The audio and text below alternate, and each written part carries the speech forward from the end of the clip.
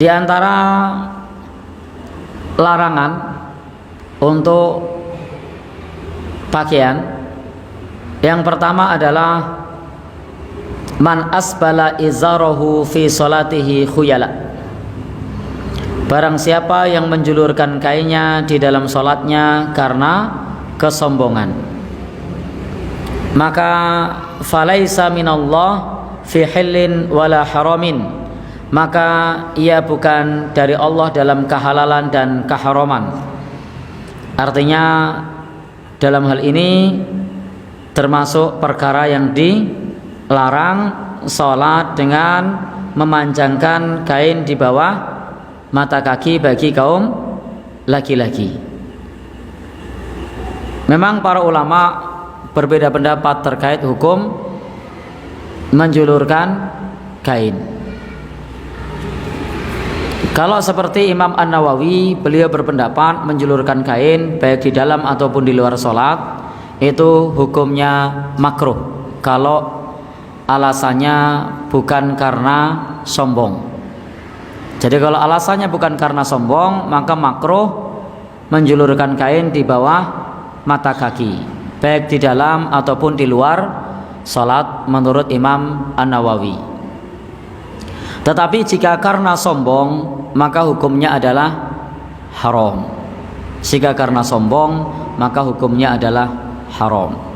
Haram menjulurkan kain di bawah mata kaki jika karena sombong. Dan makruh jika kainnya di bawah mata kaki jika bukan karena sombong. Itu yang dikemukakan oleh Imam An-Nawawi. Kemudian juga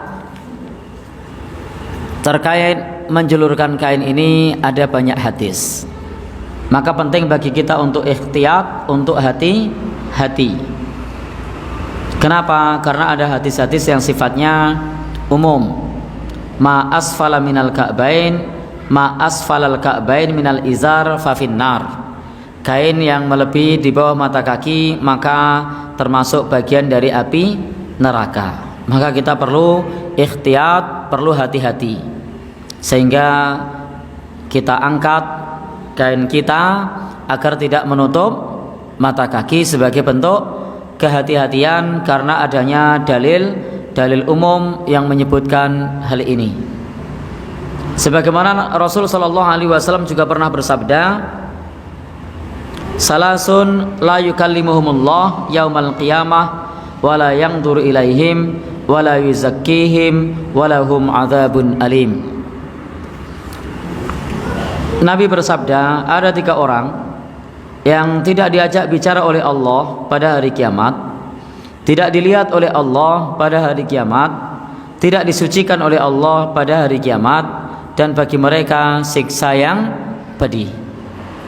Kemudian Rasul sallallahu alaihi wasallam menguraikan satu persatu tentang 3 golongan yang tidak dilihat oleh Allah, tidak diajak bicara, tidak disucikan dan mendapatkan siksa tersebut. Mendapatkan 4 madorot, mendapatkan 4 akibat. Akibat pertama tidak diajak bicara, akibat kedua tidak dilihat, akibat ketiga tidak disucikan, akibat keempat mendapatkan siksa yang pedih. Yang pertama adalah al-musbilu izarahu, orang yang menjulurkan kainnya di bawah mata kaki. Dalam hadis ini tidak ada kata-kata khuyala karena sombong. Maka kita perlu berhati-hati. Wal mannan alladzi la yu'ti syai'an illa mannahu. Yang kedua yang disebut oleh Nabi yang mendapatkan 4 akibat ini adalah orang-orang yang mengungkit pemberian yang tidaklah ia mengasih sesuatu melainkan itu akan diungkit-ungkit. Rata tulung rada di wong. Kalingan to mbiyen sing nulungi sapa? Nah, ini termasuk bentuk ngungkit-ungkit. Sapa mbiyen sing nulungi zaman susah? Ya aku to, ora ana wong liya. Nah, maka ini adalah ungkapan mengungkit-ungkit pemberian. Ini dilarang. Kemudian yang berikutnya adalah yang disebutkan dari termasuk 3 orang tadi adalah orang yang dia menjual sil'atahu bil halfil fajir, menjual dagangannya dengan sumpah dusta atau sumpah palsu, bil halfil kadzib. Maka 3 orang ini mendapatkan 4 dampak tadi, 4 bahaya.